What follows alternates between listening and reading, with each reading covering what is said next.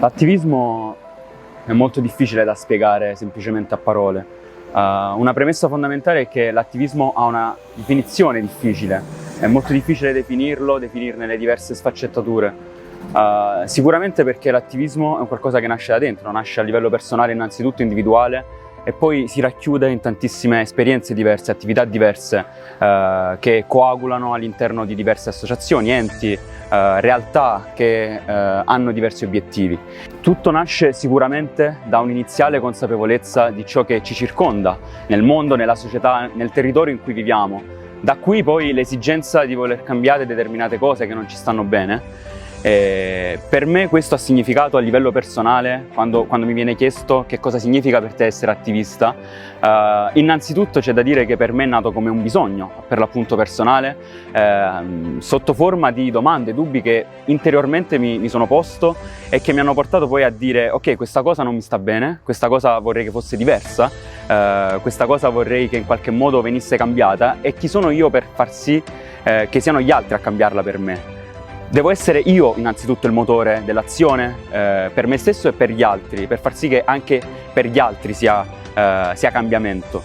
Da qui poi appunto la volontà di attivarmi in questo senso, per i diritti umani in questo caso, quindi per Amnesty International, sposando i valori, le idee, gli obiettivi che appunto Amnesty ha. Abbiamo scelto volutamente questo posto, abbiamo scelto volutamente di parlare di cose del mondo, del territorio, perché questo è un murales che con il gruppo di Lecce abbiamo deciso di realizzare, in particolare attraverso l'aiuto dell'artista Cecos, che è un artista che molto si muove qui sul territorio.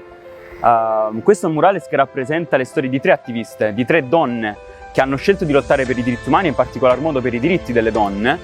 Marielle Franco, Rosa Parks e Franca Viola. 3 donne che con le loro voci, le loro storie, ci raccontano ancora oggi quanto sia importante stare vicine alle persone che vedono i propri diritti violati. Loro l'hanno fatto rimettendoci la vita e noi abbiamo voluto ricordarle con questo murales, facendo sì che tutte le persone che ogni giorno passano da qui si rendano conto di ciò che queste persone, queste donne sono state, di ciò che hanno rappresentato per la loro comunità, per la loro città, per il loro territorio, per il mondo intero.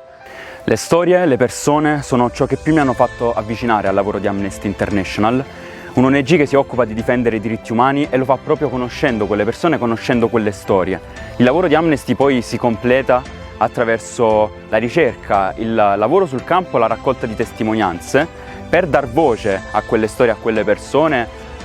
con l'aiuto di flash mob, con l'aiuto di petizioni, di firme, di manifestazioni.